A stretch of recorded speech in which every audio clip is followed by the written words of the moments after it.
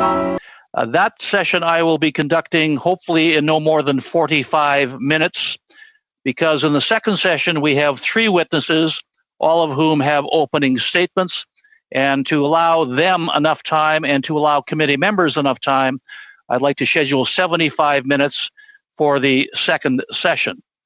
So that's how we'll conduct ourselves. The first session then will be 5 minutes during the first round of interventions, followed by an intervention round of 4 minutes each, followed by the third and final intervention in the first session of 2 minutes each. Now, before we begin, I also want to make mention that we have submitted some proposed meeting times for our July and August meetings. We have not had official confirmation from our whips yet, but the proposed dates are Thursday, July 23rd, from 2 p.m. to 4 p.m. Eastern Time for the July meeting, and Thursday, August 27th, from 11 a.m. to 1 p.m. Eastern Time for our August meeting. The whips have that in their control now. Once they confirm those dates, we will be sending a notice out to all members. And lastly, I would just ask, Madame Menard, are you on the line, and have you got your opening statement ready? I am, and I do. In that case, colleagues, I will call this meeting to order once again and ask Madame Menard to give her opening statement, hopefully, Madame, 5 minutes or less. Oh, yeah. Thank you. So thank you for inviting me today to appear before you to discuss accountability and the access to information. Canadians have a right to request information from government through access to information requests to federal institutions. This is a quasi-constitutional right. The right of access and the need for transparency have not been suspended during the pandemic.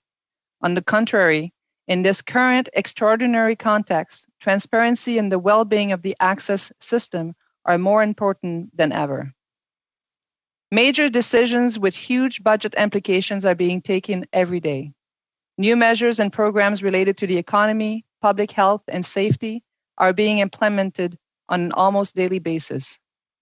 Canadians require information about how issues, policies, programs are being managed and developed in order to hold their government accountable.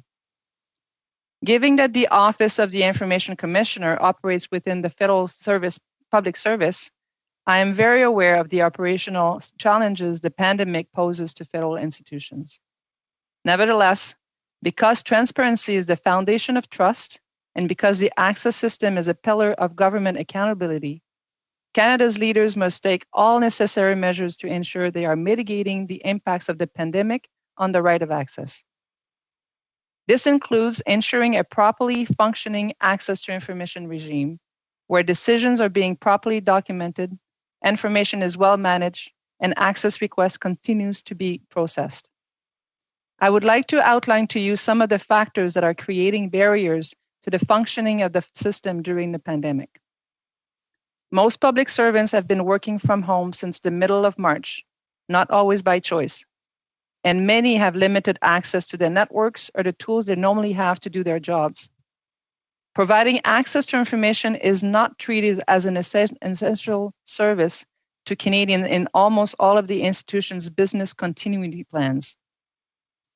In this situation, it can be challenging to manage information, capturing it and storing it in government repositories, especially when access to network is limited to non-essential staff. In many institutions, the transfer of information is outdated. Documents are still being sent by mail, CD-ROM, and other mainly paper-based processes, which requires access to scanners and photocopiers. While some ATIP units are now fully operational, others have suspended operations completely. Most units are positioned somewhere between these two extremes. Such limited operations fundamentally restrict the government's capacity to respond to access requests and respect their new legislative obligation to proactively disclose some information. There's other factors at play, but these are the major limitations that cannot be ignored, as they significantly affect transparency and delay, compromise, and ultimately erodes government's accountability to Canadians. Although the pandemic has brought many new challenges, and it has also created a window of opportunity for bringing essential changes to the operating model of government and the culture that underlies it. I will continue to press the government for tangible action and results on this front. In closing, I would like to reiterate that openness and transparency in government has never been more important than it is during the pandemic. The government needs to commit to proper resources and innovative solutions to ensure the right of access for all Canadians. Let's not forget that access delayed is access denied. Those were my remarks, and I will be happy to respond to your questions now. Thank you. Thank you very much. We'll now start with our 5-minute round of questions with Mr. McCauley. Great. Madame, thank you for joining us today. I appreciate all the work you're doing on behalf of Canadians and Transparency. On April 28th, you wrote to the TBS president warning that we're at a breaking point for federal transparency. How did he respond? And did he respond with any actual actions or just mere words? Well, so far, I've had a couple conversations with Monsieur Duclos and his team. They've been promising and they were saying they were taking this very seriously. They understand that this is a serious matter. I've noticed that Mr. Duclos has sent a letter to all institutions reminding them of their responsibilities and that the need for openness and transparency in government. I am optimistic, but I'm still waiting for actual, real, concrete actions. Yeah. Like I say in my opening statement, some institutions have since reopened their business. So I think that the message is going through slowly, but well, as of June 16th, I got a copy of the institutions that have started. And funny enough, Treasury Board, which is responsible for this, is not one of the ones that are actively doing their ATIPs, which is mind-boggling. Last week, we asked their Chief Information Officer of TBS, who's normally in charge of the ATIP process throughout the government. He was not even aware there was a problem. So it's very disconcerting that we're just getting words. What kind of actions besides expressions of concern do we need from Minister Duclos and the government? Well, we definitely need more resources in this area. But one of the problems is that working remotely have demonstrated other challenges that I don't think people were aware with the type of systems that they're using, the networks that are not secured. If you're dealing with highly secret or protected information and you're working from home, often our network is not secure enough for them to do that. So I think it has brought up many challenges that, like, again, working from the office was not something that people were aware it was existing. This is not a new problem. We've been a heavy user of ATIPs, and we actually have an ATIP going back 3 years now that I was only asking about specific information regarding one person advising PSPC. My colleague, Tom Kamich, has, I think, 50 outstanding ATIPs, some going back, again, 3 years. I laugh, one of my ATIPs is soon going to qualify for the MP's pension. It's been so long. So this is not a recent occurrence. What do we need to do to light a fire under people to make them understand this is a basic right for Canadians and members of Parliament to access this? I think access has to be seen as a not as a sub operation activity of government. It has to be part of every public servant's commitment, to Canadians. And we need more training. We need more resources. The number of access requests has increased by 225% in the last 6 years. The resources have not followed through. The management, information management has not been changed. We need to have better system. There's so many little things that can be done that would have a huge impact. But I think the major thing is workload has increased, but the resources, when I talk to the community, They have the same number of analysts and dealing with this, and they just can't respond to all the demand. Well, it sounds like, the resources have stayed the same and the hide everything attitude of the government has stayed the same. Let me ask you, because I'm just running out of time here, do we need to change your position so your reporting structure reports to the Speaker, much like the Parliamentary Budget Officer does, so that there's complete autonomous, actions from your department? We've only got a few seconds for a response, Madam. I am completely independent of government. I report directly to Parliament, so I'm reporting to you as an independent agent. But through the Treasury Board, through the ministers or not? Nope. No? Okay. I don't report to any minister. I am mistaken. Okay, thank you for the time. Thank you. Thank you very much. We'll now go to a 5-minute round with Mr. Johari. 5 minutes, please. Thank you, Mr. Chair, and thank you, Madam Maynard. This week being a Public Servant Week, I just wanted to acknowledge the great work that all our public servants are doing, as well as the great work that you and your team are doing. Thank you very much. I have 3 questions, and I'll try to make it short within 5 minutes. Number one is that on the OIC 2021 departmental plan, there is a discussion around 5-year strategic plan that's which came into effect April 1st, 2020. Can you quickly give us a highlight of what those strategic 5-year strategic plan key components are? Yeah, we decided to separate our strategic plan in 3 pillars. So we're spending a lot of effort on making sure that my office is the best place to work, a good environment for our employees, having retention policies and a harassment-free environment. And so there's an HR component and resource component. There's also an innovative component, because we, as any other institutions, have been struggling, in making sure that we are up to date on all of our software and our processes. And finally, the last pillar is transparency and credibility. I want to make sure that when I issue recommendations or decisions or orders, people ultimately trust that we're doing this in an unbiased basis, and that our investigations are faster than they've ever been. People, like I said earlier, access denied is access when it's delayed, it's access denied. The information is relevant now, So if my investigations take years to be completed, there's no trust in my own agency. So I want to make sure that we're up to date on everything, so that Canadians trust my work too. Being up to date, and you talked about the second pillar, which was innovative, and you talked about the systems. On April 28, you published a letter to the TBS, the minister, and you talked about, and he specifically said, and I quote, the access to information system is currently in critical phase and may soon be beyond repair. Can you expand about what system these are, and what we're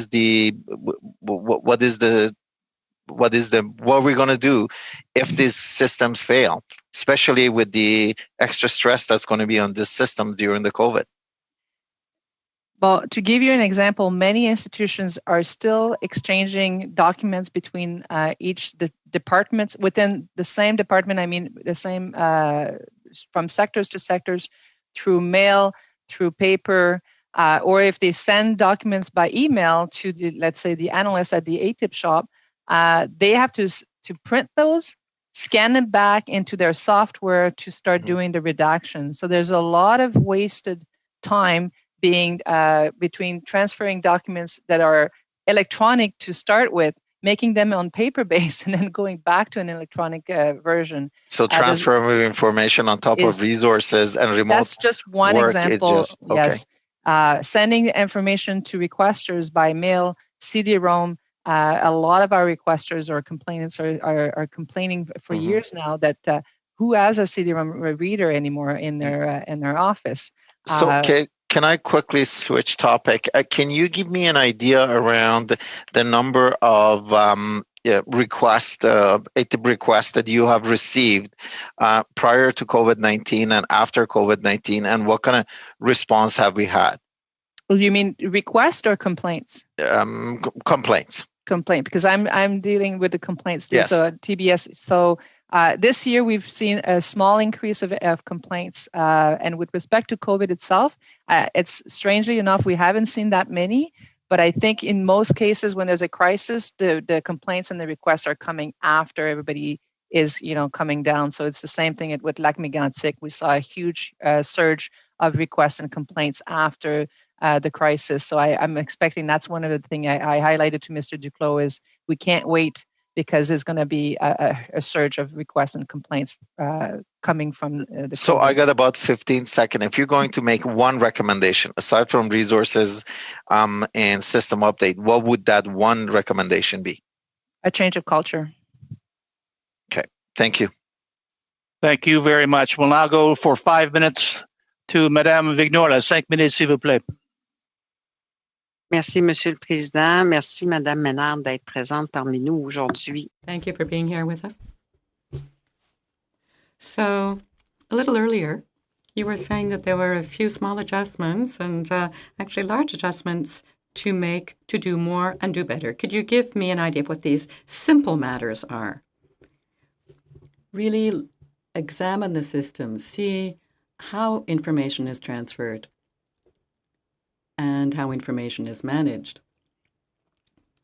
Currently, with the income of emails, people are working a lot based on emails. So often when an access to information request comes in regarding a specific topic, you can wind up with 500 pages of email communications that have nothing to do specifically with their position or the policy or the issue itself. But given that everything is communicated by email, the analyst who needs to go through the documents does have to go through all the emails as well, even though they weren't correctly recorded or were correctly thrown out. 8 people get the email. All 8 people will be responding to the access for information request. So we could better manage communication.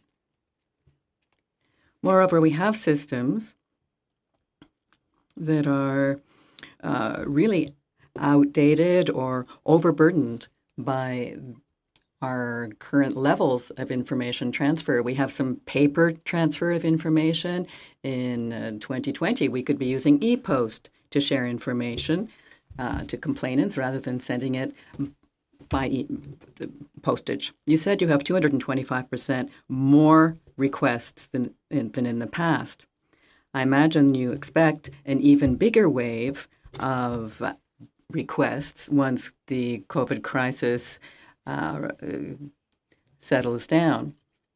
Of course, how many more employees would you actually need at the office to do better? Right now at the office, we have some 62 investigators. What I've asked the government for is for at least another 25 investigators in order to really stay up to date and ride the wave. If we received more resources, then I will still need to manage with institutions that do have limited resources. So they also have to respond to my investigators when we investigate. Sometimes they have to choose among various priorities, and that's another roadblock. I need more resources, and other institutions do as well, to respond to the requests made by Canadians and made by myself. You're asking for a culture change as well. So what would you change? The Access to Information Act ensures that Canadians have a right to access information other than for certain exceptions. The way people see this is that when they receive the access for information request, they look at the document wondering what is there here that we don't have to give, rather than saying right away, what is there that we can give? So when I discuss this with ministers and deputy ministers, I think a culture of transparency would be useful. People would like to proceed that way, but it almost seems a trend, a tendency, a habit, given that there are these exceptions provided by the legislation, that they feel required to find first what they can withdraw, what they needn't provide. When People are trained to become civil servants. We need to educate them to the fact that everything that they're doing within their functions is accessible to Canadians. The culture must be one of what shall we share with Canadians rather than what is there here that we needn't give a Canadian. And I think that a civil servant's work would be so much improved if we could bring in such a culture change. You've been mentioning departments that have limited personnel. I'm just brainstorming with you here, of course. But would it be a good idea to have investigators from the Office of the Information Commissioner of Canada implanted directly in each department? I think to maintain arm's length, we need to remain independent. What would be useful, though, might be a team within the Treasury Board, a team of specialists that could be sent out to the various departments when we are searching for information. If we had an agency that would be trained to educate people in the government. I appreciate it. Mr. Green, you have 5 minutes. Thank you very much, Mr. Chair. And we've certainly heard, at least in my opinion, some pretty damning some damning findings about the state of our federal government and its access to information. We've heard about, still using paper copies and scanners and photocopies and CDs. I did a check on my computer here to see if I had a CD-ROM, and I can't seem to find one. So here we are.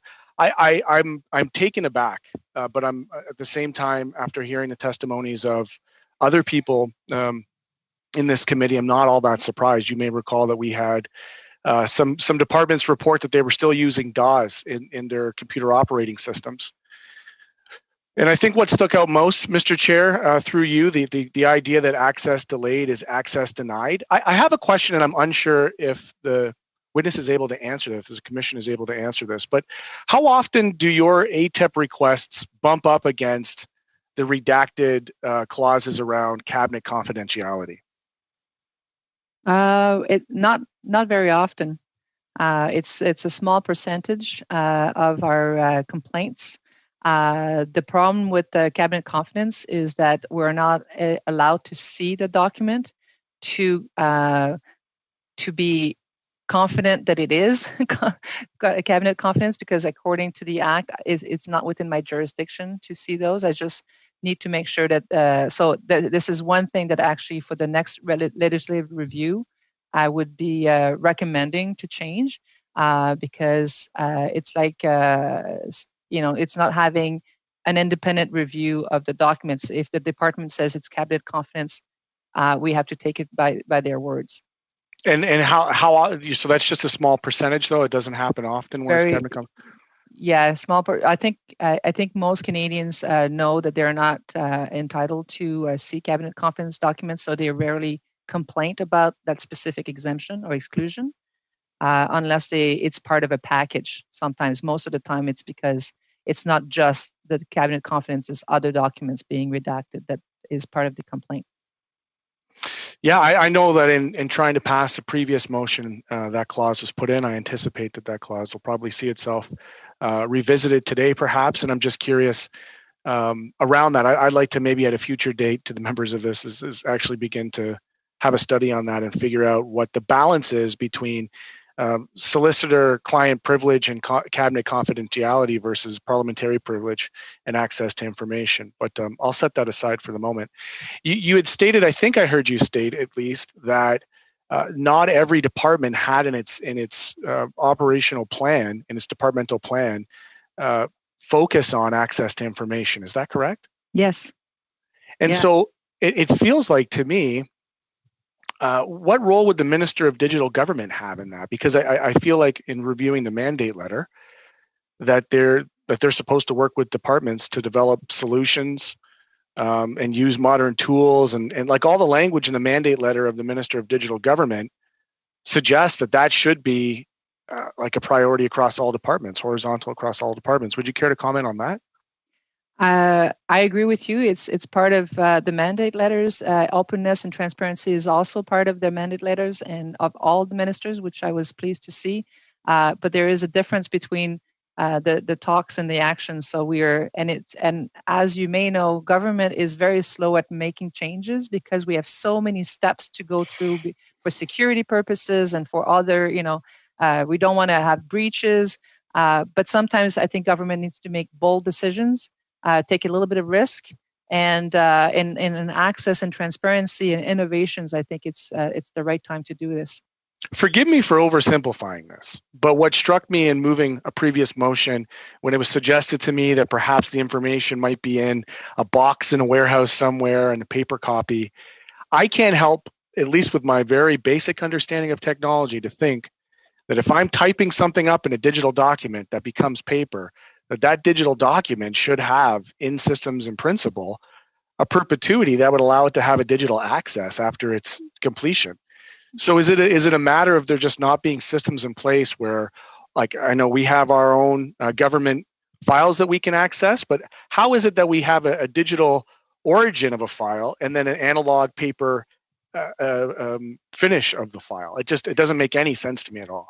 I think, Madam Commissioner, only because we're out of time, I would ask, but you give a response to Mr. Green's question, but if you could do so as quickly as possible in writing and submit that answer to the clerk of this committee, who will then distribute that answer to all committee members. I would appreciate that if you could concur with that request. We'll now go to our next round of questions, which will be 4 minutes in duration, starting with Mr. McCauley. Great. Thanks again. I have this vision of our ATIP process being like the end of Indiana Jones and the Raiders of the Lost Ark when they put the Ark of the Covenant in this great massive warehouse, never to be seen again. Have you started any investigations into departments that are skirting ATIP obligations? Yes. Who are they? So we actually started one investigation. I initiated an investigation with respect to Heritage Canada because there was a complaint with respect to their response to an access request, which was saying that the ATIP office was closed during the pandemic. I've been keeping an eye on other institutions who are struggling actually to start, like when we were saying that now most institutions are fully operational or partially operational. Some operation is basically somebody answering the phone and talking to requesters, like because they don't have access to anything. I've done a count and it's 46 operational, almost all of them the smallest of the departments. Then 165, almost all of the major departments. And again, surprisingly enough, Treasury Board are not at capacity. How far behind do you think we are? And do you think departments are going to use COVID as a further excuse not to comply and not to release information? Well, we definitely have seen COVID being used as a reason not to respond to some of my my investigations. We've seen COVID used to ask for extensions, and that's part of our investigation right now. Is what's going to be the impact? It's going to be difficult at this point to know the full impact. Definitely some delays, an augmentation of complaints, and unfortunately, delays in people getting their information. Yeah, I would say 90% of the ATIPs we've done in the last 5 years, we get an automatic response asking for an extension, even on the simplest thing. So you're right, it is a cultural thing. Or resources? 3 years for simple stuff. I think it's a lot more than resources. I think resources, but heavy cultural denial of transparency. There was a comment made by the acting chief information officer about when we come out of the COVID saying there's going to be a backlog of activities like ATIPs. There will have to be addressed on a priority basis. And that concerns me greatly that someone is going to be deciding which ATIPs are a priority and which are not. How do we get past that where we have some arbitrary person deciding, well, this ATIP takes priority? I don't know what to say about it. Like I believe that every department should have their access ATIP units be part of their essential services, especially when they're dealing with information related to a crisis like this, it should be either through ATIP or it should be proactively disclosed. When I talk about proactive disclosure, is really like providing information without having to wait to be requested. Yeah. No, I agree with you 100%. Mr. Chair, how much time do I have? 10 seconds. Oh, thank you again for everything you're doing. It's not easy tilting against the windmill, but those of us on the transparency fighting front, we appreciate everything you do. Thank you. Now we'll go to Mr. Kuzmierczuk for 4 minutes, please. Thank you very much, Chair, and thank you very much, Commissioner, for fielding these questions and for your forthright response and very comprehensive responses as well. As a city councillor in Windsor, I was proud of the fact that I was the first and only city councillor to publish my entire voting record online. I felt that transparency, accountability are absolutely cornerstones, even when they are not required. It's something that we should be very open about and very proactive about. So very much appreciate the opportunity to speak with you here today. So my question is you had stressed in your appearance in front of the House of Commons Standing Committee on Access to Information, March 11th, that additional resources are required across the access to information systems, and you stressed that the resources available to federal institutions are insufficient. And I just wanted to ask, how do you measure whether there are sufficient resources or not? How do you measure that in terms of where the resources need to be? What do you look at? What metrics do you look at? Performance metrics. For my own agency, what we've been looking at is we've been having the same budget, the same amount of employees for the last 6 years, and our complaint has increased by 25% every year. So if you're not able to respond to the demand, I guess, and so that's one way to look at it. Just last year, like normally my office receives 2,400 complaints a year. In the last 3 years, we've had about 2,400 complaints. Last year I received 6,000 complaints. Mainly about delays and extensions, and a lot of them were related to one institution, which is IRCC. And you may not be aware of this, but IRCC, Immigration Canada, is receiving approximately 100,000 requests a year. And these are requests from people asking for status on their immigration or refugee, files. So we've started a systemic investigation with respect to that particular institution because we've realized there's definitely a problem that is more than just, a one-on-one. It's definitely a systemic problem. So, but to start a systemic investigation also requires a lot of resources. It's a long-term thing.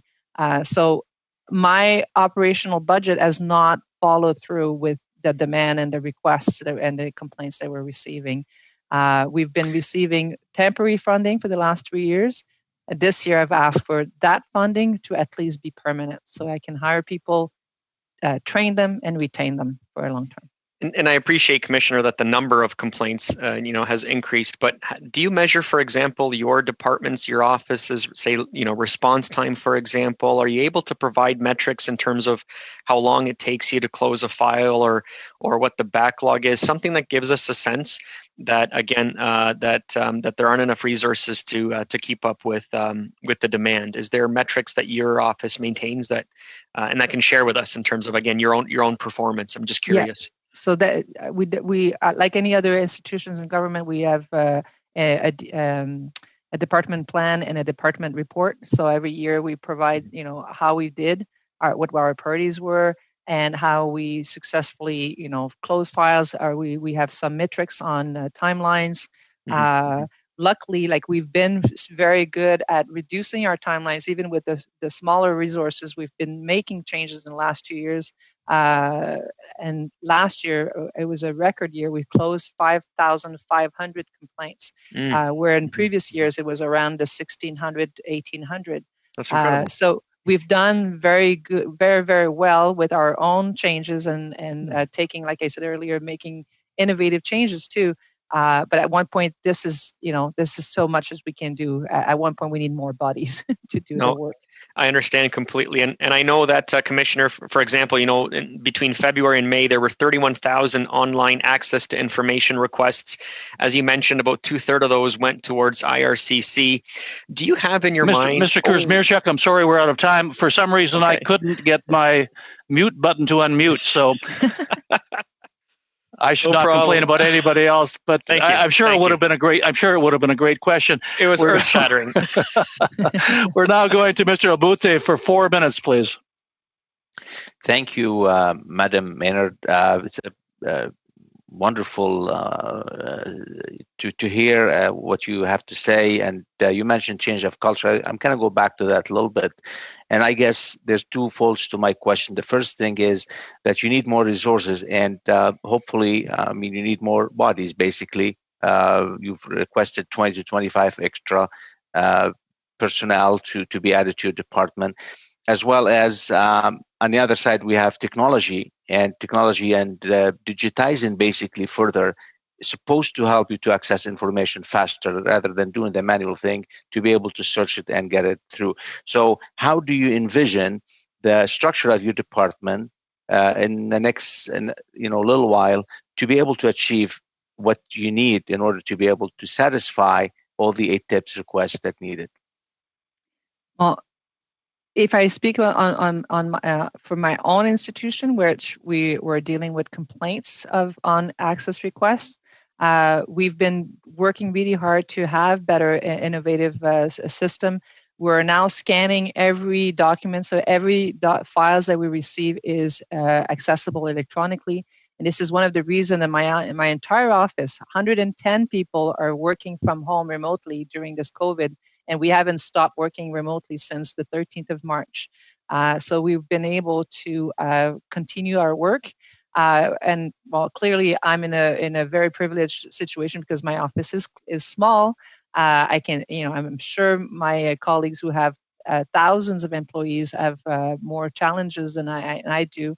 But I think we need to look at like you say, the management of information, where the information is stored, and why, if it's stored electronically, like Mr.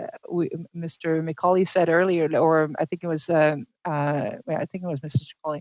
If it's stored electronically, why does it have to become paper to be back into the system for the software of access? Let's give these access ATIP analysts software that they can digitally transfer and access this information without having to resort to paper and scanning and photocopiers. This seems to be an easy solution, but unfortunately in the government, like, these things takes time. There's also another issue that we've just became aware during the COVID, is that a lot of the software for access redaction are put on the secret servers of the institution, because of once in a while you have a document that is secret. But because of that, because it's on the secret server, it's completely inaccessible remotely. So they should really remove that and put it on a protected BSOF server so that it would be accessible remotely. And the one in 100 files that are secret, then have a separate system. Those are the kind of little things that came up because we have to work remotely, and I'm hoping the institutions will react to that because there are some solutions that are easy to implement. Well, thank you very much for the answer. The digitizing the system, we are way behind compared to at least similar economies and similar countries to our size and population and so forth. And it's very hard to turn the ship. Governments like very large ship. It's very hard to turn an angle or change direction. But for you, the challenge is you're trying to prepare the infrastructure by basically scanning everything and having everything to be somehow accessible electronically, so you can easily get to the information. Unfortunately, Mr. Obute, we're completely out of time. I know there was probably a question in there someplace, but we didn't quite get it out in time. We'll have to move on to Mr. McKinnon for 4 minutes, please. Actually, I'm giving my time to Mr. Drouin, Chair. Mr. Drouin, please, 4 minutes. Merci, Monsieur le Président. Thank you, Chair. And thank you, Ms. Menard, for being with us today. A question that I have for you is based on something that you mentioned in responding to another question. You said that you have 225% more requests for information compared to 6 years ago. Have you seen the same trend in complaints coming to your office? No complaints. We've got about 1% complaints a year as a percentage of all the requests sent to us, and that's pretty much the trend that they're increasing on, about 25% more a year for complaints, for standard complaints. So the 1% becomes 1.25, then becomes 1.50 the year after, creeping up 25% a year.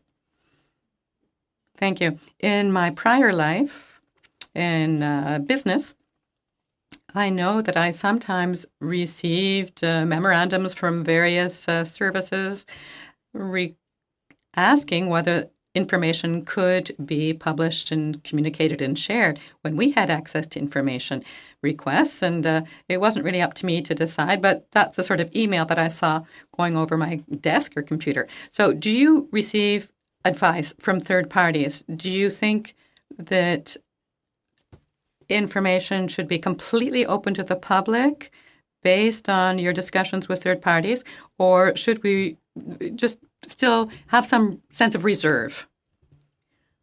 Consultations with third parties actually increase the delay, even consultation between departments. Right now, the trend seems to be in third-party contracts as follows. There's often a clause added to the effect that all information will be shared or disclosed. There are some situations, of course, where information might cause irreparable harm to business interests or trade secrecy issues. So I think there is still room for exceptions, for exclusions based on exceptions, but I think that the new review of the legislation will open the window onto that sort of change. I know that often people in supply, for example, even speaking between departments creates all kinds of business sensitivities, delicate matters, because you could say to a competitor, oh, this is where I'm intending to go sell product XYZ and so on. Those are the issues that come up. Another comment. Earlier, and I might have misunderstood through the interpretation, but you mentioned about so-called secret documents, that they should be on protected B servers. But did I misunderstand? Should secret documents be put there, or only once they've been gone over and information take out of them? No, I'm saying that the software used to work on the documents is often up on the secret server. Given that it's there, people now working from home cannot access their main working tool. If it were on a protected B network, they could access most of their working tools and thus most of the documents they need to carry out their work. So this has created a new problem that we hadn't foreseen when we were all working out of the office. Monsieur Bachar-Duval, 2 minutes, s'il vous plaît. Mr. Bachar-Duval, 2 minutes, please. Thank you, Mr. Chair. Thank you as well to Ms. Menard for being with us today. We really appreciate your presence, and we were greatly looking forward to having you here, and we might like to see you more often. Given that I haven't much time, I do have an important question to put to you. This is my second term as an MP, and when it comes to access to information, I've got to tell you that I've had some rough times with it myself. If I consider all the requests that I've made in my last term and then add the ones that I've made in my current term, I must say that in the last term, we got answers to about 50% of them. So that's a few years back. In my current term, I think I haven't gotten any answers at all. Sometimes you get a quick refusal, though. The day after, oh no, bing bang, the legislation doesn't allow us to disclose this information. But when there might be something, it seems to take forever. So is this a concern of yours, the fact that everything takes so long? And do you have any statistics of the wait times by department? If you consider my annual report yearly, an annual report, yes, we do publish statistics by department. Delays are certainly a matter for concern. As I said earlier, the number of complaints that we received last year just about delays and extensions has risen considerably. I think that people don't really realize that first, institutions can't refuse to answer. That's what we're trying to show here, even during this pandemic, that you've got a 30-day limit within which you are to receive a response. And if you don't receive a response, the institution has to tell you that they're requesting extension of such and such a nature. And if you don't get that sort of answer, then they're not complying with legislation. Very much. I think that there's some pretty extensive expectations and standards that are rolled out in the Open and Accountable Government Document 2015, specifically Annex C, which relates to the access to information and administrative matters. Ms. Maynard, this states that ministers have a direct administrative responsibility flowing from their administrative duties on this access and information. Would you care to comment on whether or not our government is actively living up to this in relation to its culture? It's difficult to tell. Every department is very different. I've been having a great success collaborating with some leaders and others less so. I think I find that the analysts, the coordinators, the people working in access believe in transparency and really want to provide information. The top leaders are often saying the right things too. I think there's an issue between the two. The middle management, I think, is the one that are often protecting the information or worried about the information coming out. There's still a problem also in being afraid of being embarrassed by the information, in which embarrassment is not an exclusion under the Act. So I think we need to really connect the two extreme and making sure that people know that it is fine. It is good to provide the information. This is how we get the trust from Canadians that our decisions are being made properly, fiscally responsibly. But we still have some issues in some departments, and others are better than others. That's for sure. I really appreciate your candor and just your openness to answer this stuff, and certainly look forward to having you back before this committee for future studies. Thank you very much. And Madame Maynard, on behalf of our entire committee, I do want to thank you for your appearance here today. And I concur with the comments from most of my colleagues. Your presentation has been extremely informative. And I wish you nothing but the best of luck. And thank you for being an exemplary public servant. And hopefully things will improve in your office over time. I'll leave it at that. Colleagues, I will now suspend for just a few. Thank you very much, and you are excused. Colleagues, I will just suspend for a few moments while we set up for our second panel. We will be back within about 2 or 3 minutes, but we are suspended.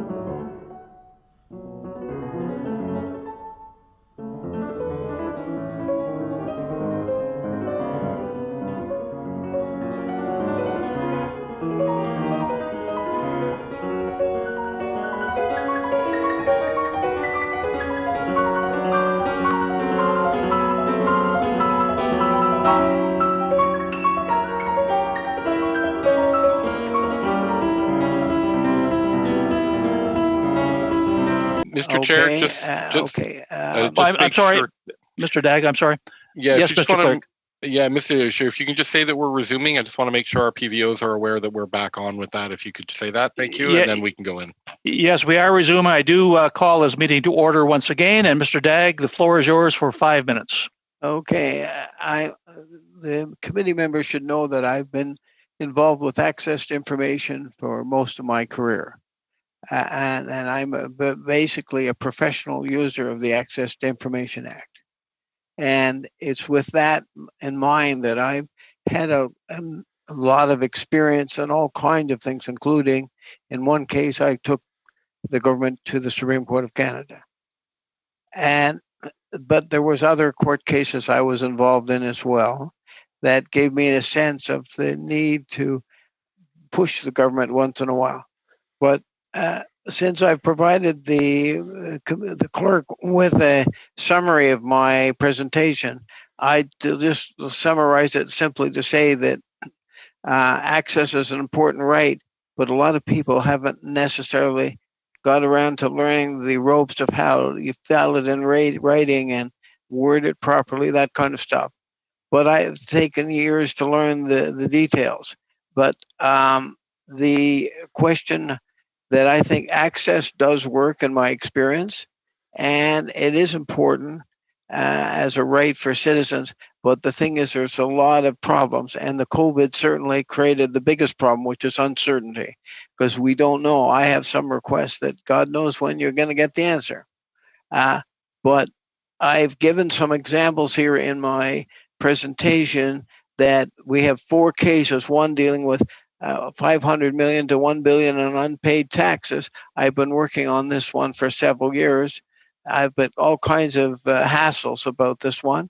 The American whistleblower who brought it to my attention, he's available to give testimony if people want it, because I spoke with him recently. The other one is Project Anecdote and Project Ambulant. This is an RCMP investigation that took 10 years from 1993 to 2003. They spent lots of resources, but at the very end, they didn't charge anybody. Now, apparently, according to the information I had, there was corruption and money laundering, and yet they found nothing. And that's why I'm using access as my right of a citizen to find out why they don't want to collect maybe $1 billion.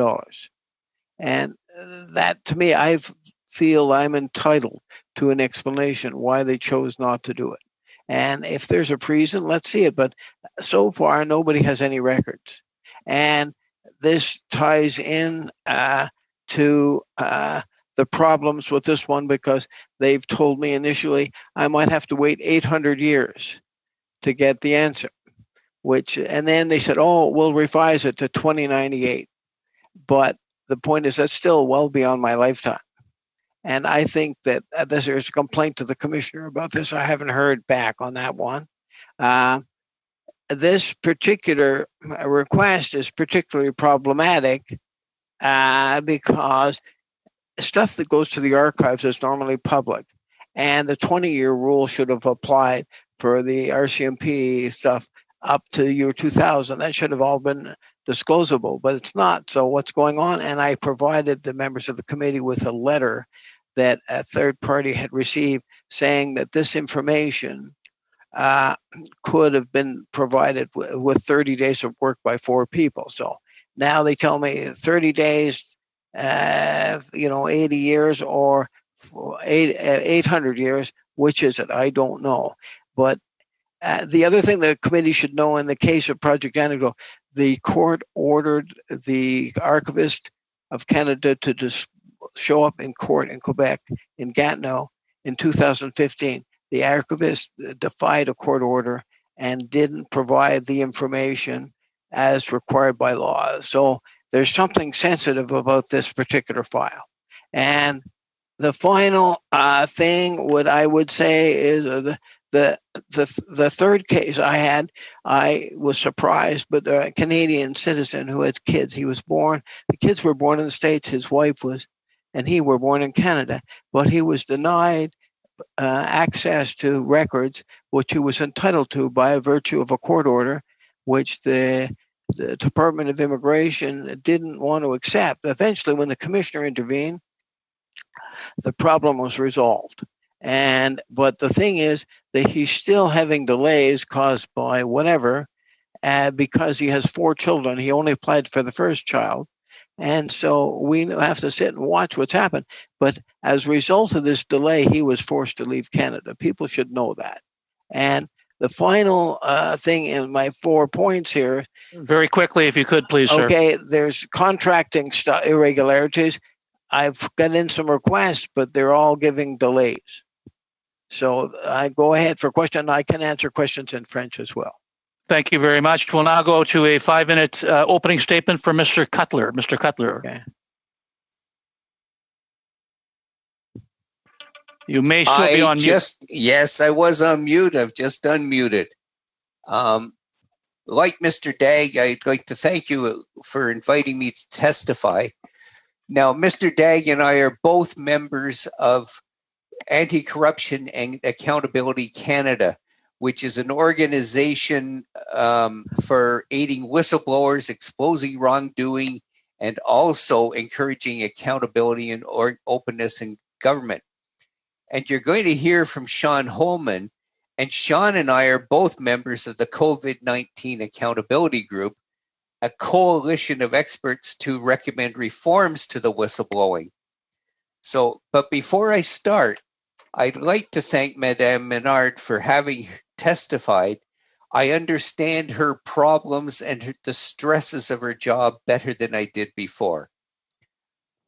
I'm going to give a few examples of whistleblowing, of access to information problems. I realize that's the focus. And they start before COVID, but they still keep going on.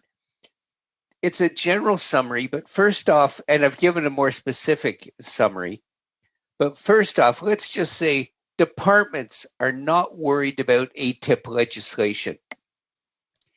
When I've talked to them, and Mr. Dagg may confirm this, bluntly in a conversation, they'll just simply say a complaint to the OIC just gives them more time. In fact, in at least a couple of cases, I have been told that my request is behind all the complaints to the OIC, so I'm going to have to just wait. In other words, complain to the OIC if I want to get my situation resolved. ATIP officers know they can delay ATIPs. Why? Because they can simply keep asking you questions, clarifications. They don't understand the question. I had a question, a specific example, I had a question which said, tell me why you did not take any action for 6 years. And I used the dates, the 2 dates. They came back to me and said they didn't understand the question. And finally, I've put a complaint into the OIC because they don't understand a simple question. So departments can do whatever they want. They end up doing exceptions under the law, which have no pertinence, as the commissioner would testify. Once it goes to OIC, they suddenly say, oh, it doesn't apply, it doesn't apply, it doesn't apply. So they can release the data. Now, legally, I understand they are required to help the person who's the applicant, but their interest is for the department. They don't want to help the applicant. And as Mr. McCauley mentioned, extensions beyond the 30-day statutory are the norm. In fact, 90 days is the norm. That's 120 days or 4-month delay. That is the norm for the request. Now, I'm going to just finish with stating that I've given you examples of 2 very specific access requests. One is the concealment of the asbestos problem at Kent Institution in BC. We know the documents are there. but they have been denying the documents. The other one is the Department of Justice concealing records that they've had in their possession for 12 years. How much time do I still have? You have about 40 seconds. Okay, I'll just say Mr. Brad Birkenfeld gave them documents in 2008. From 2008 to 2014, Justice concealed those documents. When Mr. Dagg and I asked for information on those documents, suddenly they had information that they had to deal with that they were sensitive. Sitting on a file for 6 years cannot have sensitive information. Thank you. Thank you very much. And our last 5-minute opening statement will come from Mr. Holman. Mr. Holman, the floor is yours. Thank you very much, Mr. Chair. I'd also like to thank the committee for inviting me here to testify on this most important of issues. As mentioned, I'm a journalism professor at Mount Royal University in Calgary, where my research focuses on why we value information in democracies and the history of our country's freedom of information laws. I am also, along with Mr. Cutler, a member of the Canadian COVID-19 Accountability Group, an ad hoc coalition of experts who joined together earlier this spring to recommend reforms to Canada's whistleblowing and freedom of information laws within the context of the pandemic. So it's from these two places that I'll be speaking today. I'd like to begin by briefly discussing the crucial importance of information to Canadians at this moment in history. Generally speaking, we value information for two reasons: control and certainty. With information, we are able to make better decisions about the world around us, whether it's in the voting booth or the checkout line, thereby controlling public and private institutions. And that information can also make us feel more certain about the world because it allows us to better understand it. During an emergency, the need for information accelerates. That's because Canadians want to make the best possible decisions to keep themselves safe. And they also want to ensure governments and corporations are doing the same thing on their behalf, especially when it involves a significant expenditure of taxpayer dollars. The costs of not providing this information are severe in the post-truth era we find ourselves living in. And that's because if there is an information gap, there's a substantial risk it will be filled with misinformation and disinformation. The Government of Canada has in some ways tried to provide such information, but in other ways, there are numerous documented instances where it has failed to do so. And because of our broken access to information system, there is no easy or quick means for Canadians to challenge these refusals and obtain records or data the government won't voluntarily disclose, which was the whole entire point behind the Access to Information Act in the first place. That's why the Canadian COVID-19 Accountability Group has recommended the government be legally required to proactively release a number of broad categories of unredacted records within 15 days of them being prepared, including health and safety inspection reports, public health research, and government contracts. We are also recommending major reforms to Canada's whistleblower law, as this committee has done in the past. Last month, we saw how it took Canadian soldiers to blow the whistle on deplorable conditions in Ontario nursing homes. At the time, Premier Ford said that was because you find cracks in the system by living the system around the clock every single day. And in making that statement, he has eloquently articulated why we need to better protect public and private employees who see wrongdoing in their workplaces. We recognize that such reforms, which should include financial protection for whistleblowers, will take time. And that's why we're calling on the government to publicly declare that it will protect anyone who reports public and private sector wrongdoing related to the crisis. And we further recommend the creation of a COVID-19 ombudsperson who can provide advice and support for these whistleblowers. Canada's Access to Information Act currently ranks 57th compared to 127 other similar laws around the world. its Public Servants Disclosure Protection Act has been criticized for being in violation of international best practices. It shouldn't take the COVID-19 crisis to change this. However, if it does, such reforms will help preserve evidence-based democratic decision-making at a time when it is under threat. And I would urge the members of this committee to take immediate action on this very important issue. Thank you. Thank you very much. Colleagues, we'll now have 6-minute rounds, followed by 5, followed by 2.5-minute rounds, and starting with Mr. McCauley for 6 minutes. Great. Gentlemen, welcome. Mr. Cutler, welcome back. It's good to see you. And I want to say thanks for all the great work you did on our the whistleblower report we did, which unfortunately has not been acted upon. We've had 4 different Treasury Board presidents since then. Not one of them has taken up the cause, but I appreciate you're still fighting for it. Mr. Holman, it's good to see you again. And Mr. Dagg, thanks for your contribution.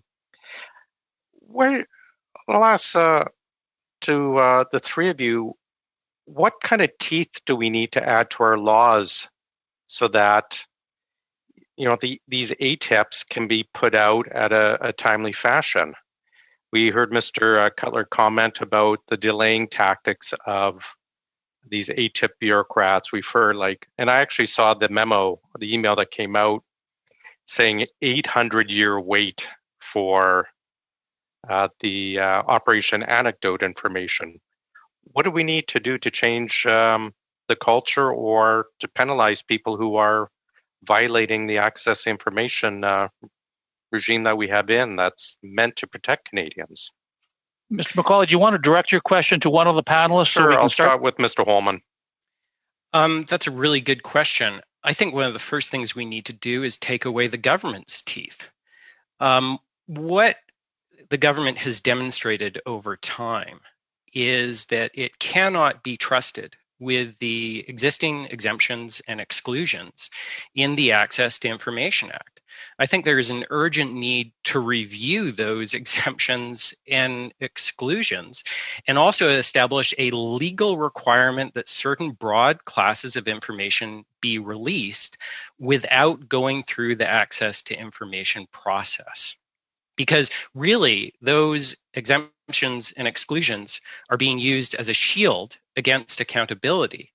And the other thing I would recommend, and which the COVID-19 Accountability Group has recommended, is that the performance pay for the heads of public bodies or their unelected designates be tied to the release of information and following through on our freedom of information laws that exist. So I think those 2 things would really help significantly improve the situation when it comes to freedom of information in Canada and truly create an open by default government. Great. Let me ask you, we've got only 46 of 211 government agencies are actually currently fulfilling the ATIP rules right now. One of them missing from the list of those doing the ATIPs is the Treasury Board, which is responsible for ATIPs. What do you think what kind of message is that sending to all of our departments when the Chief Information Officer of the Treasury Board appeared in front of our committee, didn't even know it was an issue, and his own department is not even fulfilling the ATIP responsibilities? It sends a very poor message, obviously. But this has been the history of governments in Canada. Opposition parties promise that when they come into power, that they'll be more open and accountable than their predecessors. And when they actually get into power, what we have seen is that the seduction of secrecy is too much to resist. We need to stop treating this as a partisan issue. We need to treat this as an issue of democracy that should unify us all so that we can better serve the public and make better decisions as a country about some of the most pressing problems of our time. Yeah, no, I agree with you. And it's an issue past governments as well. I was hoping our whistleblower report would actually get taken up because it was handcuff the current government, but future governments as well, whether it be a Conservative or an NDP government, everyone would be locked in to respecting whistleblowers. Absolutely. What provinces are doing a good job right now with ATIPs? I would say very few provinces are doing a good job when it comes to ATIPs. This is a problem that exists across Canada. It is not exclusive to the federal government. And part of the reason is because all our laws essentially come from the same primal pool from the late 70s and early 80s. And it's well past time that we actually change that. I agree. Mr. Chair, how much time? 1 minute. Great.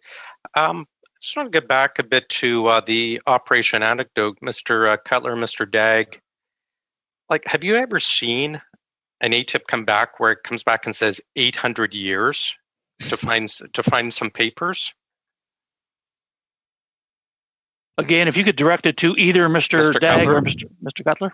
Yeah, we were both waiting for the answer or who to speak first. No, I've never seen 1-800. The second that Michael got it, he ended up sending it to everybody he knew. It was got to be one of the greatest jokes given about the typical reaction of a federal government. You want an answer? Wait for your ancestors to come around, and eventually you'll get it. But it might take 2 or 3 generations.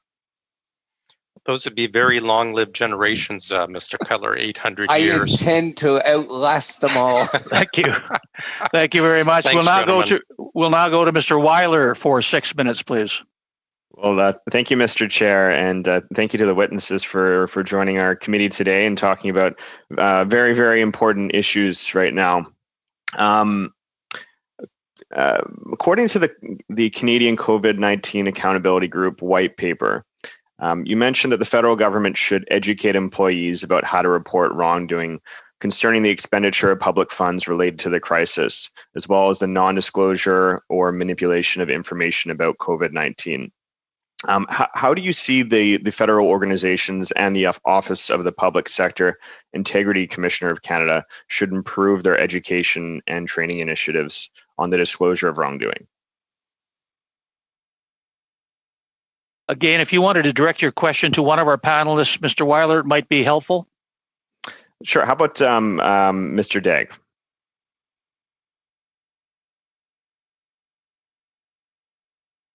Mr. Dagg, I'm not sure. Okay. I've got it now. Okay. Well, there are lots of things that could be done. The problem is bureaucrats are good at finding ways around anything that you do. So he's got to get a lot more public awareness, because it's public awareness and using the law that make some changes. If they can present people that this is not very useful, then they don't use it. But I think the law is useful because, for example, the 800 years is really, what about the law that says everything's public after 20 years? Nobody talked to me about that. So why? I'm sure everything will be public after 800 years, but it won't be useful now, and that's part of the problem. Sure, but what about specifically about training and education initiatives on the disclosure of wrongdoing? But part of the problem there is the public servants know that their job is on the line if they cause.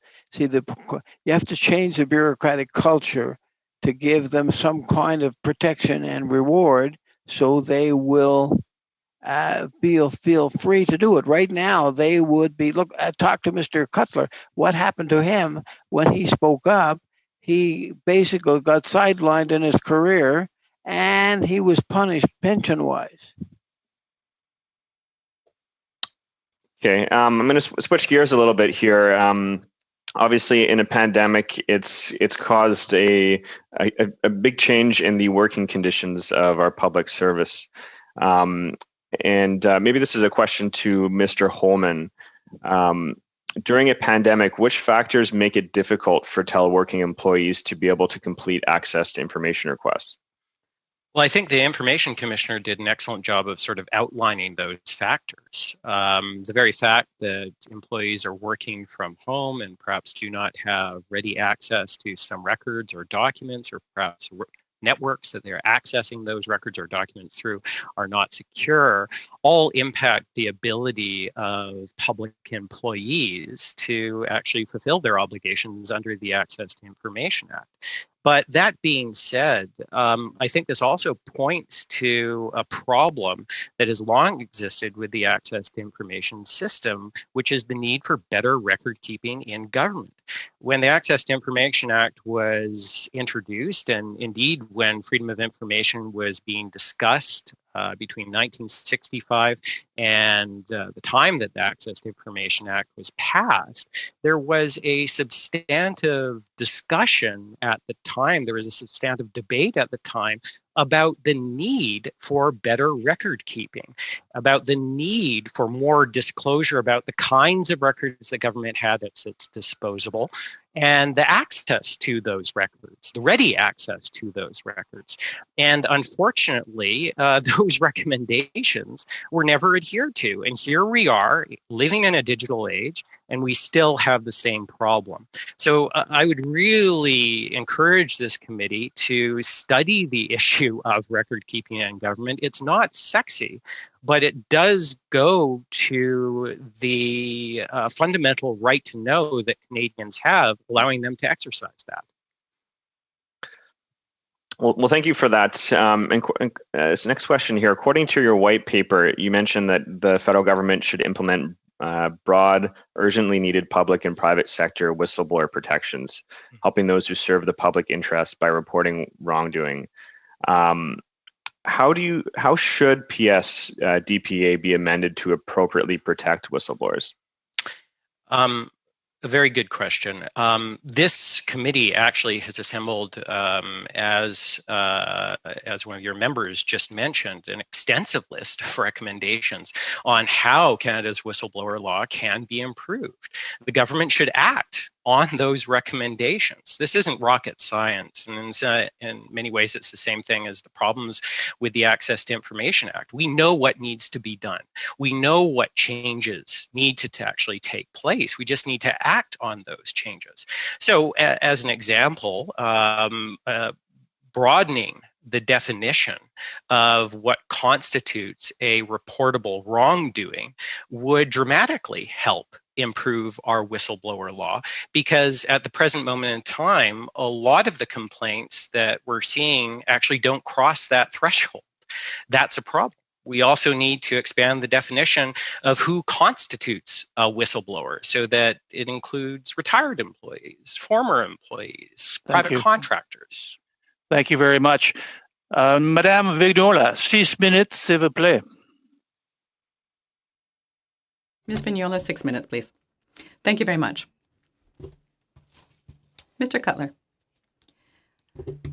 as you were saying in your opening statement, you had listened to Ms. Ménard and you had understood a couple of factors about her work, the need for more personnel and more resources, physical resources. What is your suggestion to improve the operations of the system? Do you think that Ms. Ménard's suggestions make sense to you? Are they realistic? Ms. Menard, Madame Menard said, which really struck home, was towards the end of her whole statement, when she said that the people who work in the office want to give out the information. And then she said, the people at the top say the same thing. This sounds like the whistleblowing dilemma or the information dilemma. The people at the top say it. They don't do it. They don't live it. They don't believe it, but they can say the right words. And we have too much of this, call it political correctness at the top. And the people down below know that if they do what they want to do, somebody's going to criticize them. So there's a real fear in the thing. So the biggest change would be to give legislation and protection for them. You know, protect them against retaliation. D'accord. Dans le fond, ce que Okay, basically, there's an expression in French that, they're not walking the talk. They're talking a lot, but they're not walking much. You're saying that more protection is required. The legislation protecting whistleblowers doesn't offer sufficient protection to public servants who do want to do their job. What would you like to improve? Want to do, if you're talking whistleblowing or anything like this, is that the onus is on the people of management, the people up above, to prove that they have not retaliated against the whistleblower. The whistleblowers come forward and then they experience retaliation. And when they say they've been doing retaliation, what it is, who controls the records? Who controls all the job situations? It's the people above them. So they don't have access to the proof of what's been going on. The onus has to reverse. You have to prove you did not do it from a higher level. That's the most important item of all the items, in my opinion. Merci beaucoup, Monsieur Cutler. Thank you very much, Mr. Cutler. Mr. Holman.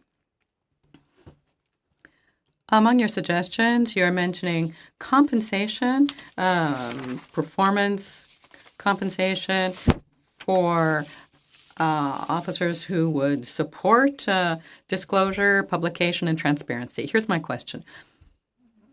This might encourage people to disclose. Might there be a risk, a higher risk, of false disclosure, of false whistleblowing?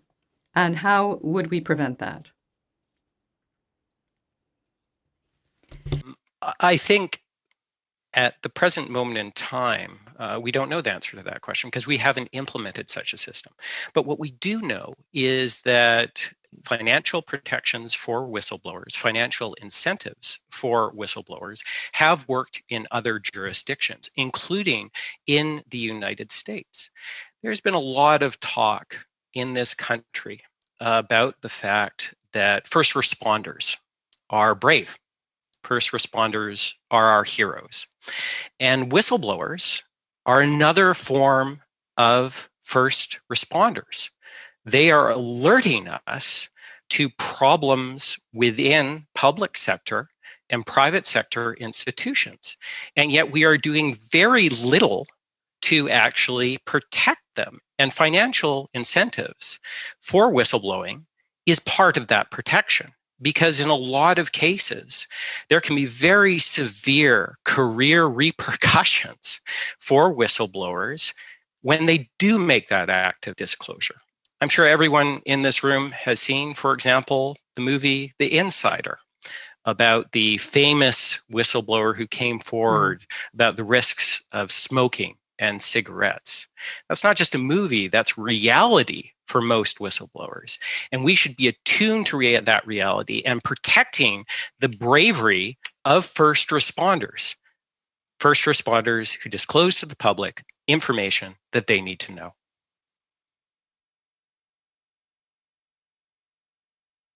Merci beaucoup. Thank you very much.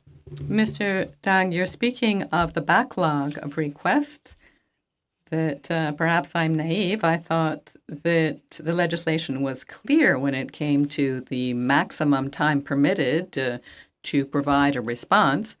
But given the current situation with COVID-19, what are you expecting on that front? More delays, and what solutions might be proposed? We're completely out of time. I would like to hear your answer, but because of our time constraints, I would ask that if you could provide that answer in writing as soon as possible to the clerk of this committee for dissemination to all of our committee members. That would be much appreciated. We will now go to Mr. Green for 6 minutes, please. Thank you very much, Mr. Chair. And respecting that we are getting into the second half of this meeting and that I'm fourth in order, I'm going to go ahead and table my motion at this time. please go ahead. I will stop the time. And Mr. Green, if you can give a quick summary of your motion, if that's possible. If not, I do know that you have distributed it to all members of the committee. It is in order, it is admissible, it is amendable, and it is debatable. So if you want to give a summary, go ahead. If not, you can just go into the motion itself and the reasons for presenting it. Yeah, just out of courtesy to my committee, I'm going to read the motion out, and then I'm going to relinquish my time so that members can have the ability to question the witnesses who have signed on today. So I will read it in, and the motion is as follows: that pursuant to Standing Order 108-1A, the committee send for documents from Public Service and Procurement Canada containing the following disaggregated data related to businesses owned by underrepresented groups, Black, Indigenous, women, person with disabilities, who have engaged with PSPC with regard to the federal government's response to COVID-19. A, Section 1, how many companies from underrepresented groups have secured contracts with PSPC? 2, the value of these contracts. 3, the number of businesses from underrepresented groups screened and approved as credited vendors. 4, the number and value of set-aside contracts for these businesses. 5, the number of subcontracts entered into. B, the committee requests for Employment and Social Development Canada, ESDC, the production of all papers and records in unredacted form related to the federal contractors program, and in particular, all current signed agreements to implement employment equity. These agreements, under Section 2, the most current list of contractors covered by said agreements, the most current compliance documents furnished by each contractor covered by an agreement, including the goal-setting report, the achievement table, the workforce analysis, the revised goals for remaining gaps in presentation and representation, and any explanatory materials. 4, the current documentation of ESDC's compliance assessments for each contractor covered by an agreement. 5, the most recent limited eligibility to bid list. 6, all documentations filed in an appeal of a finding of non-compliance by a contractor to the minister. 7, all documentation connected to an independent review of an appeal. 8, any documentation internal to ESDC assessing or evaluating the federal contractors program, and that the committee receive these documents, papers, and records no later than Monday, August the 31st, 2020. Thank you very much, Mr. Green. Colleagues, those of you who wish to speak to this motion can do so by indicating to me and to our Paul by raising your hand either virtually or giving a quick intervention. I saw Mr. Juan. Did you have a hand up, Mr. Juan, or not? Oui, Monsieur le Président. Yes, Mr. Chair. And I would like to put the following question to my colleague. If he agrees to add to his motion at line 4. So it's just easier for my colleague. So when you're saying who have engaged with PSPC, we would wonder if you just want the information on COVID-19 or on broader than COVID-19 and all previous information, because I think it would be valuable for us as a committee to have that. And as with all other motions that have been presented, we would like to present a friendly amendment right at the end, and that the committee receive these documents and the amendment, and that the department's tasked with gathering and releasing the information, the following documentation to do their assessment and vetting as would be done through the access to information process. And I would like to thank Kelly Block for those words, because they are her words, so I'm just quoting them from a previous motion. Do we have further speakers to the motion?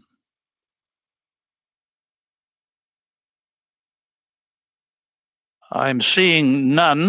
Mr. Chair, just on the comments, if I'm able to reply to that.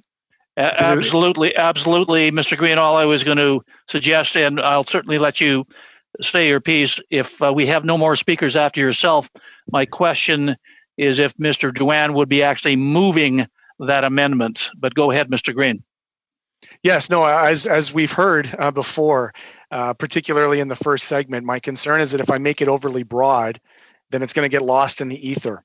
And so as it relates to COVID and the tremendous amount of procurement dollars that have gone out the door, particularly under the guise of GBA plus, that we keep this report interim to COVID because it's a very short period of time and I expect the turnaround to be the same.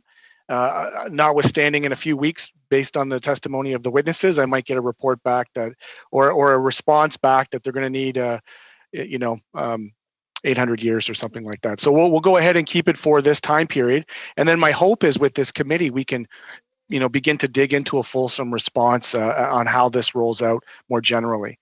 And as it relates to the amendment, I'll also just put that out of the way to say that I support the amendment with caution because I do think we need to, as a committee, have a deeper conversation around the balance between client confidentiality as it relates to cabinet privilege versus that of parliamentary privilege and our ability to access information. And so I'm always very weary about that, but I'll for the purpose of this motion, concede that point on the amendment and hope that at a future date, we can bring back witnesses as we have today and experts on constitutional jurisprudence to really dig down into what could be considered cabinet confidentiality. Because Mr. Chair, as you know, one tactic could be just to run every report on an agenda by cabinet and claim that it has solicitor privilege and just be lost in the ether forever. So accepting that, I look forward to moving forward with this motion. Thank you. Again, I just want to, for clarification, go back to Mr. Juan and ask if he is moving the amendment that he has read. Yes, Mr. Chair. So I will forego the suggestion that I made with regards to COVID-19. If I was just asking Mr. Green, and I will officially. I did send the text to the clerk, who now has it. So yes, I would move the sub amendments related to the vetting of documents. Thank you very much.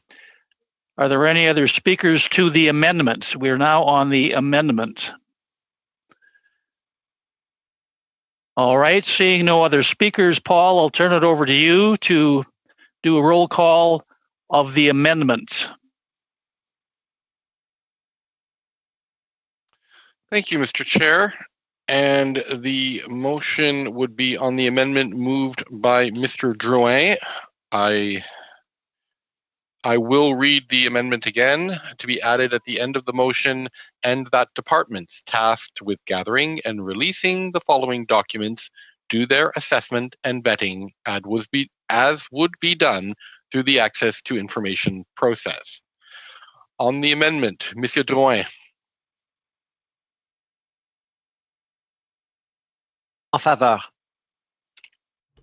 In favor. In support. Mr. Kosmierczak. Support. Mr. McKinnon. Oui. I beg your pardon, Mr. McKinnon, I didn't hear you. Oui. Say oui. Thank you. Yes. Mr. Weiler. Support. Mr. Abutliev. Support. Ms. Block. Yes. Mr. McCauley. Yes, please. Madame Vignola. Ms. Vignola. Ms. Vignola, I've not heard you. I'm sorry, I hadn't heard myself being identified. Yes, I support it. I support it. On the amendment, Mr. Chair, it is 10 votes in favor, no votes against. The amendment carries. We will now take a roll call, if you can, Paul, on the motion as amended. On the motion as amended, Mr. Drouin. Oui. In favor. In support. Mr. Kosmierczak. Yes. Mr. McKinnon. Oui. Mr. Weiler. Support. Mr. Abultev. Yes. Ms. Block. Yes. Mr. McCauley. Yes, thank you. Madame Vignola. Oui. Mr. Green. Support. Thank you. Mr. Chair, on the motion as amended, 10 votes in favor, no votes against. Thank you. Then that motion as amended carries. And I thank Mr. Green for ceding the rest of his speaking time so we can continue with our examination of the witnesses before us. We will now go to a 5-minute round of questioning, starting with Mr. McCauley for 5 minutes. Thanks. Mr. Holman, has the government responded in any way to your proposal? Other than the statement that was made by the Treasury Board President, no. But this has been, in a lot of ways, the history of freedom of information in this country. As an example, when the Canadian Bar Association was advocating for freedom of information in the 70s, they received very little communication from the government. So I think there needs to be more communication from the government, a more inclusive process by which we can derive more information from them, ironically. Yeah. No, I agree. It's funny, we sit here and we talk to bureaucrats and we ask them stuff and it's like, well, we'll get back to you whether we'll get back to you or not. You mentioned we were 57th out of 127 countries in the world for access to information. Where are we on whistleblower protection? That's a good question. I'm not sure if there is actually a comparable measurement for whistleblowing legislation. My colleague Alan Cutler would be better positioned to answer that question. What I do know is that there has been a substantive criticism of how out of step we are with international norms. There's actually a list of 20 requirements, essentially, that whistleblowing laws should hit internationally, and we're not hitting those requirements. Yeah, no, I was at a whistleblower conference down in the States, and it's remarkable. They are light years ahead of us. I think theirs goes back to the Revolutionary War, their whistleblower protection, and they were very, very critical of their own. I feel like we're back in the Stone Age on protecting whistleblowers in our country. It's very true. And I think that speaks to sort of the secrecy, the built-in secrecy that is inherent in our system of government. When you have government's primary decision-making body, cabinet, business being conducted under a shroud of confidentiality, that has an effect on the overall culture of government. So I think it's really important that this committee, as some of you have suggested, start taking a look into that issue, because it was a very live discussion when freedom of information was being discussed in the 1970s. And in fact, it actually came up when the Privy Council Office conducted a study of that very issue by a gentleman by the name of D.F. Wall. Now, it's interesting here, you mentioned our whistleblower report that we put through. We actually had a motion to invite Scott Bryson before he fled under the Irving cloud to come back, and he actually refused to come back. So hopefully we can get Mr. Duclos to come back and we can jumpstart the process. I'm at about the 3-minute mark, so sorry, gentlemen, I do have a motion as well I'd like to introduce. If we can suspend for a moment, Tom, I'll introduce my motion, please. You can go ahead with your motion as we speak, Mr. McCauley. Great, and it's perfect timing. When we talk about openness, just seeking the information from the Treasury Board on the 699 line. I don't have the motion written in front of me, but it has been distributed. I'm fine to go right to discussion or a vote on it. We'll ask now if there are any speakers who wish. Oh, you muted yourself, Tom. I believe all committee members, as Mr. McCauley said, have received his motion, and we have Mr. Juan who wants to speak to it. Mr. Juan, go ahead. A few questions for Mr. McCauley. I know he's asked for that particular information in the past. I know, I think he's asked twice, once to the PBO probably a few weeks ago, to produce that information, and I think it is on the record. The PBO would say, yeah, he will provide that particular information. So I'm just trying to get a sense of what the rationale for his motion, given that they've already committed to provide that information. Certainly, in the first meeting, we asked about its existence, what it was.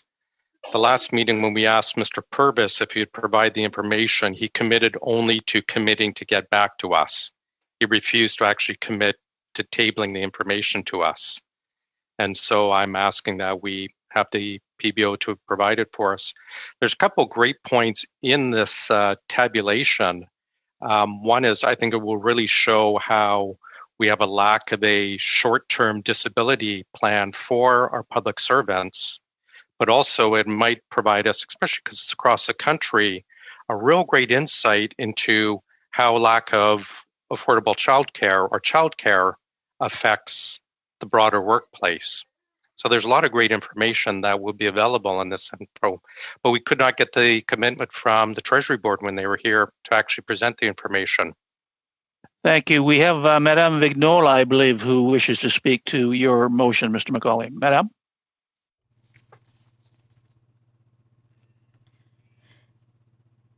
Yes. Am I on mute?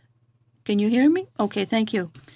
So then, I'm the new kid on the block, and I was wondering what is the code 699 data set?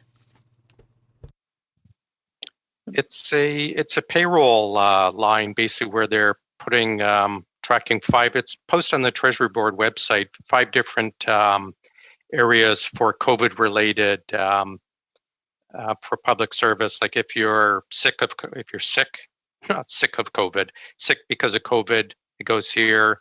If you're unable to work because there's no computers, it goes here.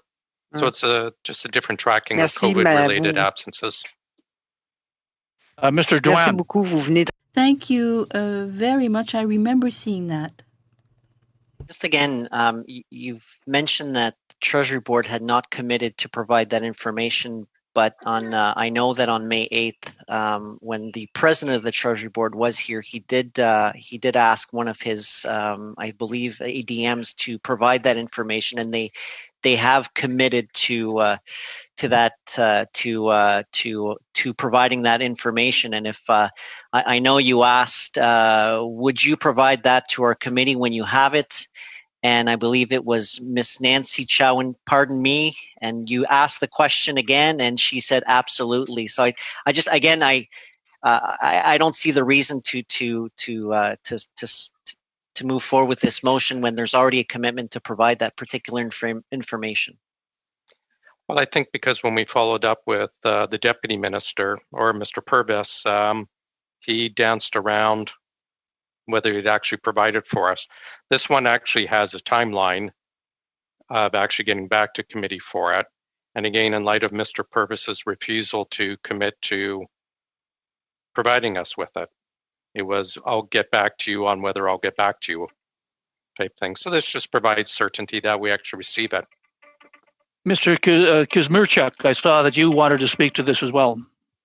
Yes, thank you very much, Chair. And I'm just trying to understand a little bit because again I'm new to this as well too. I know line 699 deals with leave, with pay.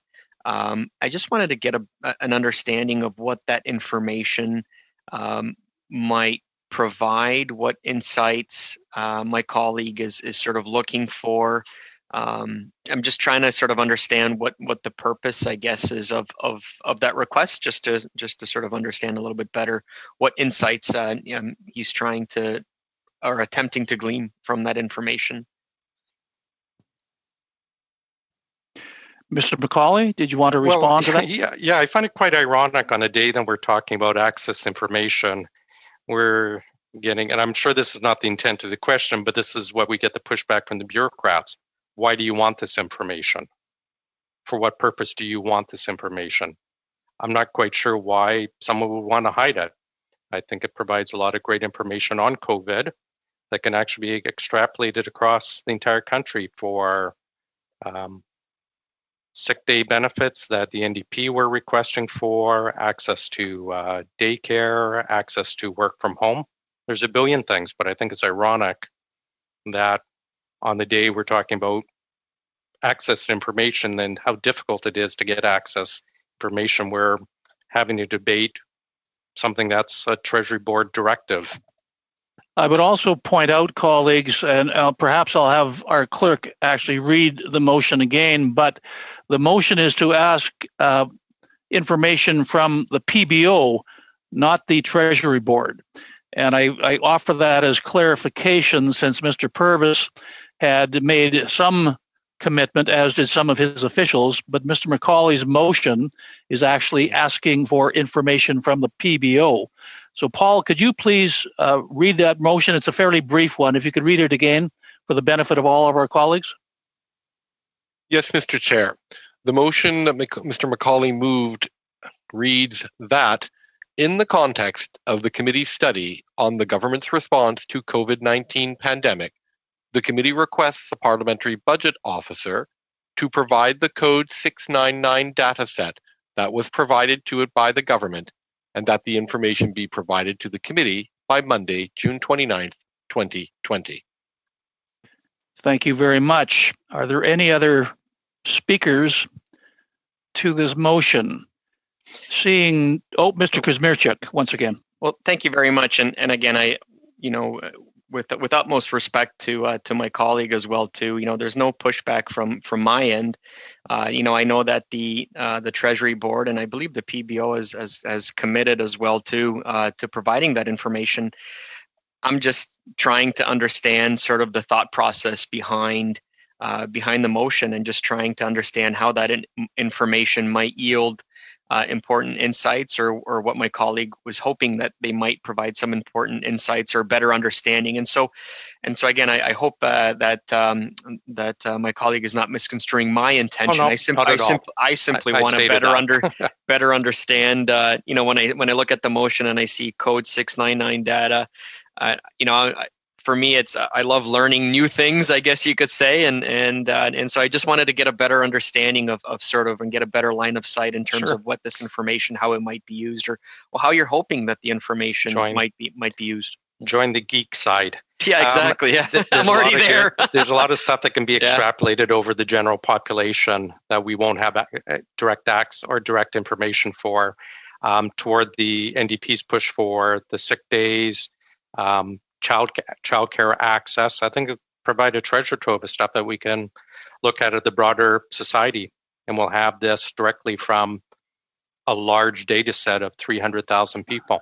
I would also, colleagues, just point out, but I'm taking up a lot of time already. Sorry. In response to Mr. Kuzmierczak's and Mr. Douan's questioning, that Mr. McCauley's motion does have a deadline on it. The commitments made by others who have appeared there was not subject to any kind of a deadline. So I think that's one critical point, that Mr. McCauley has June 29th as a response date.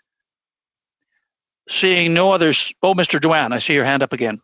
I'll just make one last comment, and I would hope that the information that Mr. McCauley is asking on National Public Service Week, that information will not be used to then point the finger at our hardworking public servants at the end of the day. I hope that's not the intent of the reasoning of Code 699. No, it's a great data set that we'll have right in front of us. I'm sure we can extrapolate across the entire society right now to give us a great idea what percentage don't have childcare, but the data set of 300,000, I think is a great way to have a broader look of sick days needs, daycare needs, work at home needs. But colleagues, you're right, Francis. Colleagues, I see no other hands raised. So Paul, I'll ask you then to please take the roll. Thank you, Mr. Chair. The question is on the motion put forward by Mr. McCauley. Mr. Drouin. Nope. Mr. Johari. Against. Mr. Kuzmierczak. Nope. Mr. McKinnon. No. Mr. Weiler. No. I'm sorry, Mr. Johari, I'm going to go back and check. Could you indicate again how you voted, please? No. Oh, I beg your pardon. I wanted to make sure I had that correct. Pardon me. Mr. Aboltief. Favor. I'm sorry. In favor, thank you. Ms. Block? I'm sorry, I didn't hear you, Ms. Block. Let's do that. Yes. Mr. Macaulay. Yes. Madame Vignola. Oui. Mr. Green. No. So, Mr. Chair, that is 4 in favor, 6 opposed. The motion is then defeated, and we will go back to our questioning of our witnesses. And Mr. Dewan, I have you up for 5 minutes. Thank you, Mr. Chair. And I will ask my questions to Mr. Holman, and I want to ask you about if you have conversations with folks who specialize in security software. And the reason why I ask this is the information commissioner was before us, and I'm sure you've listened to the testimony, and she said that the software is on the access to information software is on a secure network. And I don't know, I'm not a specialist in that, but would there be a reason as to why, in your opinion, government would put ATIP software on a secure network? And is there potential for, as we see a lot of hacks, and Government of Canada sure has had its fair share of hacks over the past 10, 20 years. And I'm just wondering, is that a concern that you've heard out there in speaking with others? It's certainly not a concern that I've heard. I speak mostly with the journalistic community, being a former investigative journalist. But that said, I can definitely see the concern. If there is sensitive information being requested, information that, for example, falls under the national security exemption or exclusion, then there's a real reason why those records should be kept on a secure network. But I think this also points to the fact that there is a real need for the proactive disclosure of more records, more broad categories of records, so that we don't create this kind of congestion, so that we say all of these kinds of information should be available to Canadians as a matter of course. And I previous life, I used to be a third party, but I often got access to, and I've asked the same questions. How do you treat third parties in access to information? Should they get a signal? Because often, and Ms. Menard referenced to it, often the timeline that it takes is often that consultation that happens with third parties who are subject to the ATIP request. So how do you, what's your advice on that? I think we're actually too sensitive to the needs of third parties when it comes to access to information requests. We're talking in the most cases about government information, and government information that the public has, to a greater or lesser extent, a right to know about. I think we're often obsessed too much with privacy in this country, and we talk a lot about the costs and the potential risks of disclosure, but we don't talk a lot about the risks of non-disclosure. And the risk of non-disclosure is that Canadians do not have the information necessary to make good decisions in their public and private lives. That is a huge downside to privacy, to secrecy. And I think we need to be more cognizant of it as a country, and I think government needs to be more cognizant of it as well. So you would prone more on the side of you're doing business, for instance, if it's commercial sensitivity, you're doing business with the government, too bad, so sad, your information is going to be published? Absolutely. Okay. I couldn't have put it better myself. Okay. And then also you've touched on the cabinet confidentiality. I'm not sure. Are you saying that cabinet discussions should be wide open, or there should be some level of cabinet some level of confidentiality when cabinet discussions are happening? I think we need to have a real substantive discussion about cabinet confidentiality in this country, which we didn't really have when the Access to Information Act was being debated, at least not in a fulsome way. Because what we're essentially saying is that Canadians have no right to know what goes on in the principal decision-making body in government. That seems to me to be anathema to democracy. so I would be in favor of opening those discussions and opening the information that comes into cabinet much more than it is now. And I know that there's been some jurisprudence expressed in there, and I know the Supreme Court of Canada, I think it was the Babcock versus Canada case, where the Supreme Court justice had said that there has to, for ministers to be able to express themselves freely, they've recognized that there has to be that level of confidentiality. Would you say you're going against that, or you don't support that necessarily, or you just let's have that conversation and figure out where we put these limits? Well, I would say let's have that conversation, but I would also say that in a lot of cases, we're simply talking about embarrassment here. It's funny, the reason for secrecy is actually the same reason as the need for information, because if people have information, then they have control over you. If they have information, then you might not have as much certainty. So I think that's what government is trying to protect, its own control and its own certainty. And there needs to be a much better balance than we have in this country when it comes to the accessibility of information, particularly the accessibility of information about what's going on at the pinnacle of power in Canada. I'll end it there. Thank you for your testimony. Appreciate it. Thank you so much. Yeah. Thank you very much. Colleagues, because of the extended discussion we had on the previous motion, this will be our last intervention coming up, and it goes to Mr. Bulte for 5 minutes, please. Well, thank you, Chair. In the spirit of transparency discussion around today's session, I was hoping that the government members would have supported the motion of my colleague, Mr. Macaulay, when coming to getting some reports from PBO. So it's too bad. And speaking of which, the question to Mr. Cutler, Anti-Corruption Accountability Canada.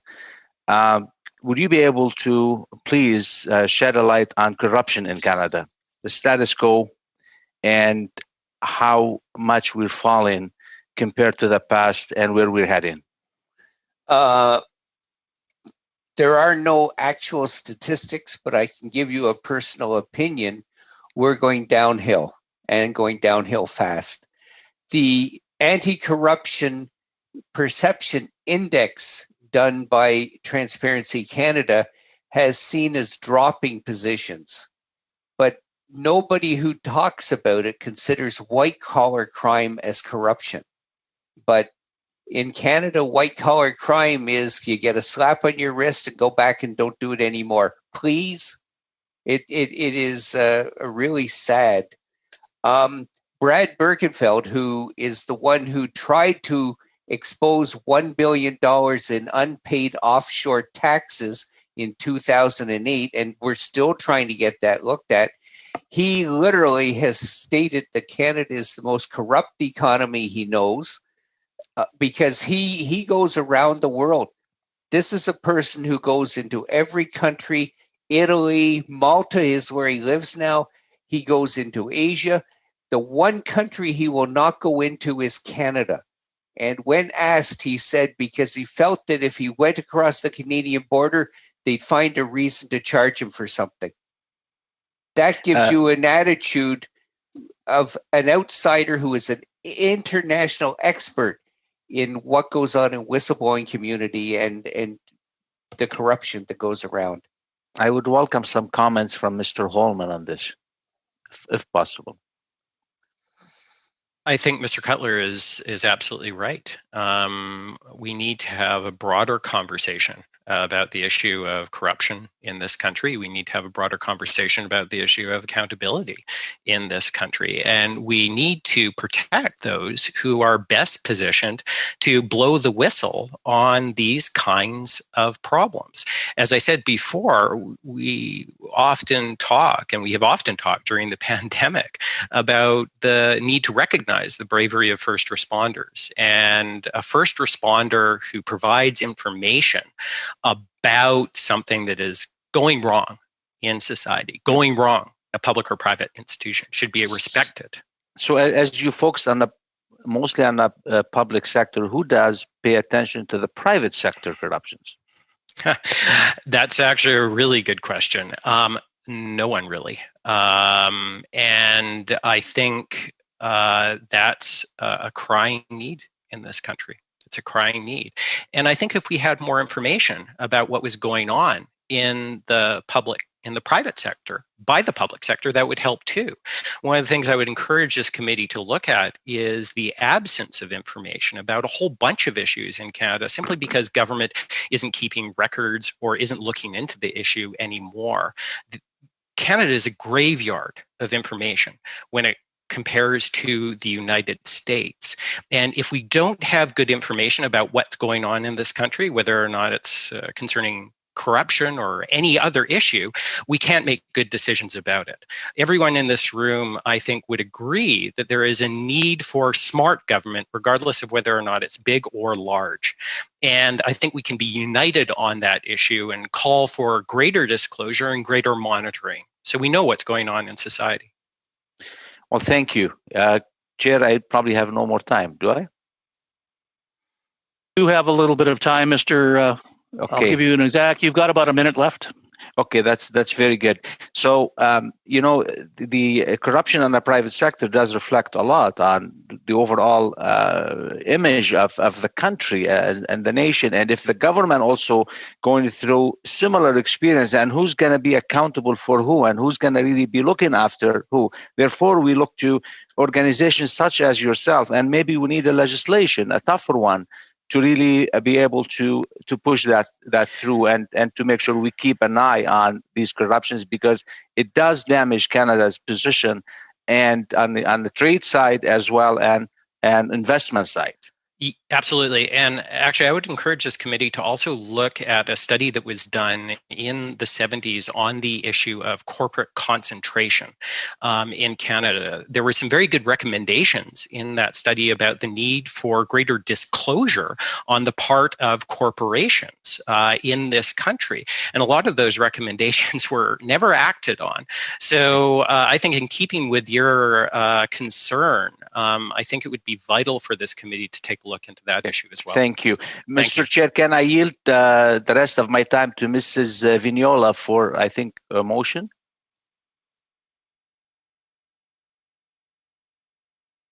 Oui, en effet, excusez-moi. Je vous remercie. Yes, indeed. Thank you. Thank you very much. So I need to read the motion. That the committee requests that the Office of the Parliamentary Budget Officer undertake a costing analysis of building the Canadian Surface Combatants and building the FREM, the Type 3031, and other possible competing ships, and that the report containing this analysis be presented to the chair of the committee by Thursday, October 22nd, 2020. That's it. La première version que vous avez reçue. That's the first version that you received. We do have a motion in front of us. However, we're also under a very tight timeline, as all committee members know. We normally end our committees on the hour because our technicians need additional time to set up for the next meeting. So I'm somewhat disappointed that we have to deal with this now, because it's cutting into our technicians' time for the next committee. However, we do have the motion in front of us. It is in order. It is also debatable and amendable, and I'm looking to see if we have anyone to speak to this motion. Seeing none, then I'm going to ask Paul if you could please call the roll call on this motion, please. Thank you, Mr. Chair. The question is on the motion read by Madame Vignola, for which she gave notice for on the 15th of June. Mr. Drouin. Yes, Mr. Chair, it should have been ruled technically out of order, but it's Feel Good Friday, so I'll vote in favor. Mr. Joe Howery. In support. Mr. Kazmierczak. Oui. Mr. McKinnon. Oui. Mr. Weiler. Supports. Mr. Abultiev. Oui. Ms. Block. Yes. Mr. Macaulay. Yes, please. Madame Vignola. Oui. Mr. Green. Support. Mr. Chair, that is 10 in favor, 0 against. The motion then carries, and since Mr. Drouin pointed out this is Feel Good Friday, I can also say I feel the love. I feel the love from all of you. Colleagues, this will conclude our meeting for today. A reminder that we will have 2 more meetings throughout the summer.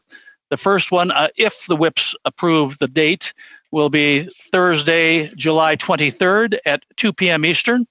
The following will be Thursday, August 27th at 11 a.m. Eastern Time, but you will be getting notification from our clerk to confirm those meeting times when we have the confirmation from our whips. And with that, I wish you all a great summer. I hope you all stay healthy and safe, and I also hope you have opportunities to spend time with your loved ones, your families, and your friends. It's been quite an experience for all of us these last 3 months, and I appreciate all of you and all you have done to make this committee a very working success, in my humble opinion. Colleagues, have a great summer. We'll see you back here in July. Bye-bye. Thanks to you, Mr. Thank you, Chair. Paul, Raphael, and